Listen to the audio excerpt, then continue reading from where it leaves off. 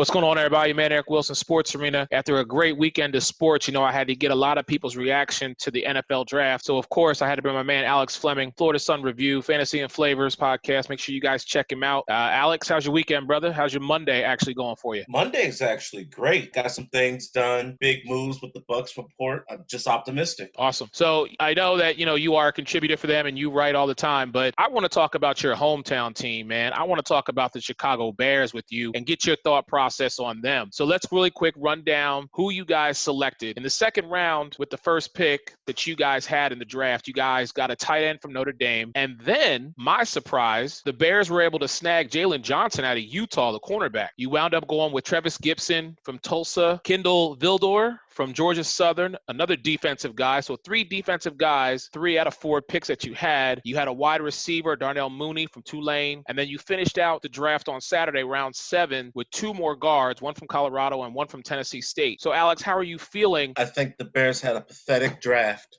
They deserved a D+.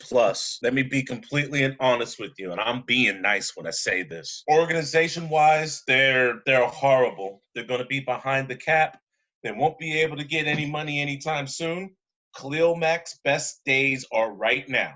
Not yesterday, not 2 years from now. They are right now.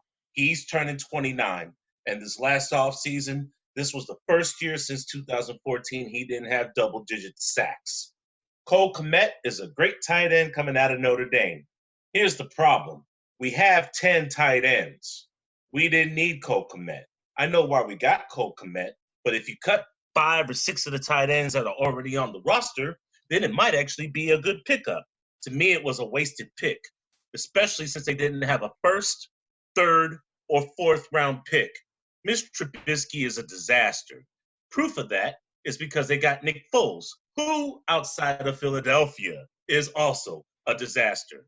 I have no faith in this 31-year-old quarterback who's had 2 good years and a fling. 2013, he came out guns blazing, fine. 2017, he picked up from the man who transforms into a hospital bed, Carson Wentz, and won a Super Bowl. That's fine. 2018, if Alshon Jeffrey could catch the football, we might be having a different story. But what did he do once he got the bag and went to Jacksonville? He wet the bed. And they took a $19 million cap hit just to get rid of him. So I don't want to hear any words about Nick Foles being the savior in Chicago. But it gets worse. They signed Robert Quinn and they signed Nick Foles. They're going to be tied to at least $22 million between the two of them for the next 2 years. Worst case scenario, Foles starts. Now you're taking a $9.3 million cap hit from Mr. Trubisky. Best case scenario, Trubisky keeps his position. Now you're paying the guy to sit on the bench $11 million that Jacksonville didn't even want. Clinton Dix is already out. We still haven't replaced Shane Callahan, and Amos already left to Green Bay. They have holes in the defense. They're going to digress, and Matt Nagy doesn't know how to use David Montgomery properly.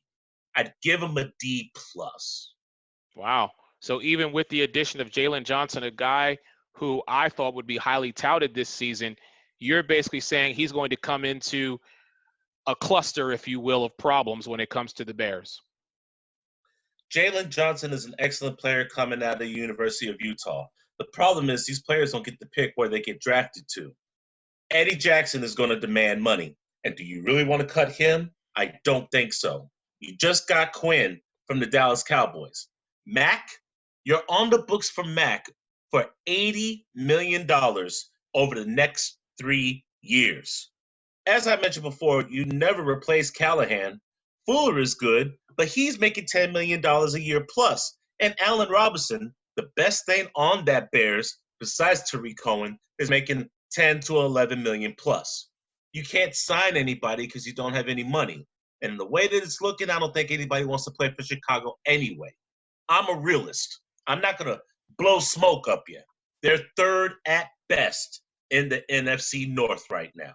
Green Bay had a F-graded draft, and they're still better than us right now. Wow.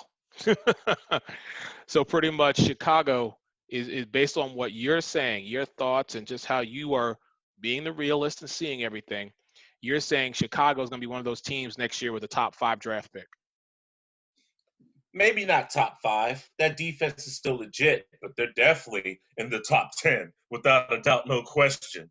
Top 10 in a draft pick. Look, I can go a different route when it comes to the whole quarterback carousel. Mitch Trubisky getting picked over Patrick Mahomes, Deshaun Watson. I don't need to do that because Chicago's shown a history of not wanting a particular type of quarterback.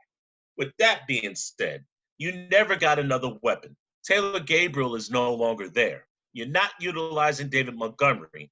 Tariq Cohen, I think people might have caught up to him. And if you cut 4 or 5 tight ends off the roster, A, you might have money to sign somebody. B, you might be able to utilize an offense. C, what the hell is Matt Nagy and Ryan Pace thinking and doing? There needs to be change. Okay. So let's switch over because we did actually get to watch last night episodes 3 and 4 of The Last Dance when it comes to the Chicago Bulls. Really quick, let me just get your general thoughts on it. The bad boys had a mentality that nobody was going to stand in their way. They were going to win, and they were going to do whatever it took to win. The Pistons want to say they were whiny and nasty. Look, the Pistons have a bad reputation from absolutely every single team in the league from 86, 87, 88, 89. Whenever they were on the doorstep to wherever they were winning. If they weren't fouling you and hurting you, they couldn't beat you.